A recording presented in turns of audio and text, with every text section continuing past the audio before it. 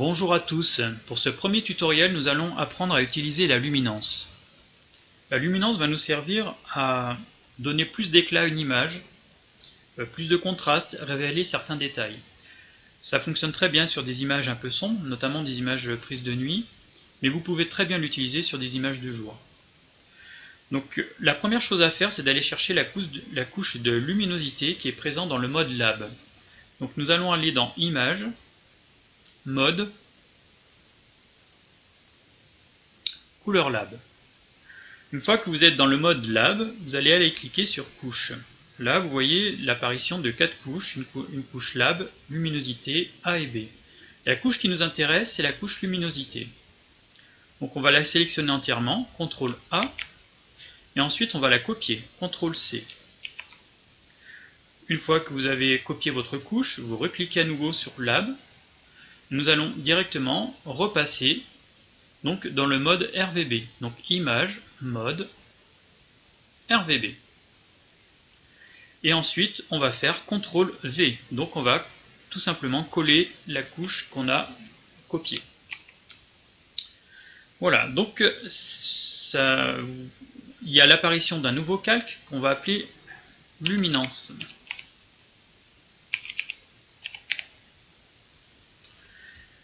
Avec ce calque, nous allons le mettre dans un groupe. Donc vous faites glisser vers le bas, donc sur le petit dossier qui apparaît à droite en bas de votre écran avec les petits raccourcis. Voilà, et ce groupe, on va également l'appeler luminance.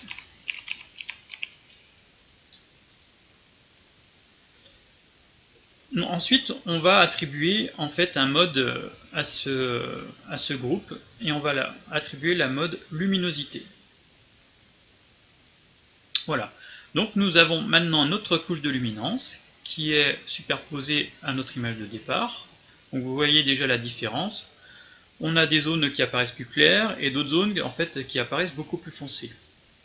Une des premières choses qu'on va faire, nous allons créer un masque de fusion de façon à cacher la partie basse de l'image, ici la zone la plus foncée, de façon à ce que les corrections de luminance ne s'appliquent uniquement que sur le ciel. Donc on va cliquer sur l'outil qui est ici, l'outil de masque. Voilà, donc on vient de créer un masque qui est tout blanc et on va le coloriser, donc cacher cette partie en bas ici qui ne m'intéresse pas. Et pour ce faire, je vais passer en mode masque, donc c'est la touche Q sur votre clavier. Une fois que vous êtes passé dans le mode masque, vous vérifiez bien ici que vous êtes, en fait, il faut passer sur la couleur noire. Et dès que vous allez commencer donc, à colorier donc, à l'aide du pinceau, donc le B sur votre clavier, vous allez voir, dès que vous allez commencer à colorier, en fait, il y a de la couleur rouge qui apparaît. Donc l'objectif, en fait, c'est de remplir en couleur rouge toute la partie que vous ne souhaitez pas, où vous souhaitez que le masque s'applique, donc c'est une partie qui sera camouflée. Bien, une fois que vous avez fini de coloriser la partie qui va être cachée, on va sortir du mode masque, donc appuyez à nouveau sur la touche Q de votre clavier. Donc là, vous voyez qu'une sélection s'affiche. Elle concerne la partie haute de l'image, donc là, en gros, la partie qui va être visible. Donc on va inverser cette sélection en faisant Shift, CTRL, I.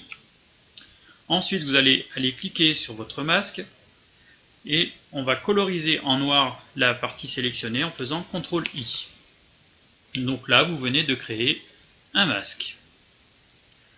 Donc vous voyez la différence avec la vue d'avant, c'est que en fait la luminance s'applique uniquement sur la partie haute de l'image qui correspond à la partie blanche de votre masque. L'autre problème de la luminance, c'est que vous voyez par rapport à votre photo de base, elle a tendance à atténuer un peu les couleurs. Donc on va renforcer les couleurs de la photo de base en créant un calque de réglage, donc un calque de teinte saturation. Vous augmentez la saturation à un niveau qui vous convient. Souvent, j'augmente autour de 15, 16 jusqu'à 20, voire même. Et une nouvelle fois, on va ici créer un masque de fusion de façon à éviter de renforcer la teinte saturation sur le bas de l'image. Pour ce faire, on va juste utiliser le masque qu'on a créé auparavant en le faisant glisser.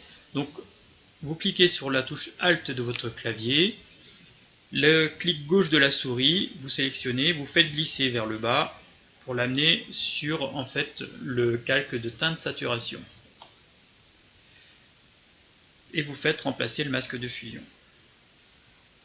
Voilà, donc là on a notre masque de fusion qui est présent dans le calque de teinte saturation. Et vous voyez que les corrections de teinte saturation ne s'appliquent que sur le ciel. Notre couche de luminance, on va lui appliquer un petit réglage supplémentaire. Donc on va appliquer un calque de réglage d'une courbe.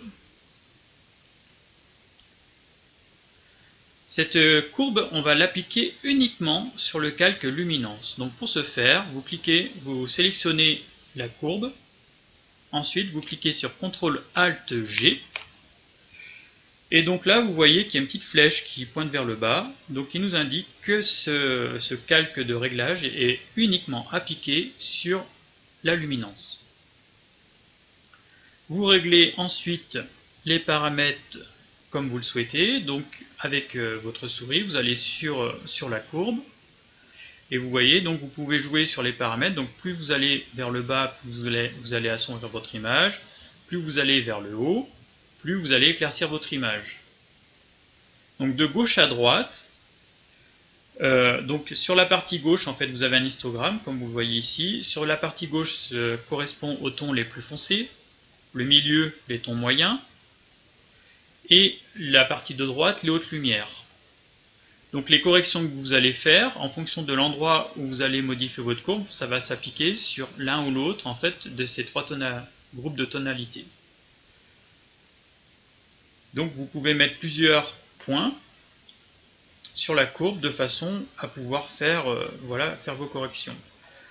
Souvent, ce qui fonctionne le mieux, c'est faire des courbes en S qui vous donnent des images assez équilibrées. À vous de voir ce qui vous correspond le mieux.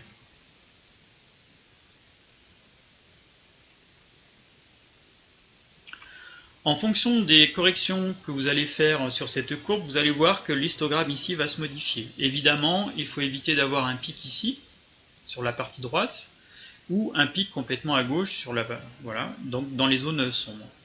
Donc essayez de trouver le meilleur équilibre. Une fois que c'est fait, vous désélectionnez la courbe. Voilà. Donc là, on a une image qui comprend de la luminance, une couche de luminance qui nous permet d'avoir une bonne différence en tonalité par rapport à la photo de départ. Vous voyez qu'il y a un peu plus, la photo est un peu plus claire. Et ensuite, vous pouvez donc tout simplement aplatir cette image, Shift, CTRL, ALT, E, et ensuite appliquer la réduction de bruit si nécessaire, et appliquer également d'autres petites corrections sur l'ensemble de l'image, avec par exemple Camera Raw, ou une suite du style Nik Collection, faite par DxO, etc. Voilà pour ce premier petit tutoriel qui vous parle de luminance. Merci et à bientôt.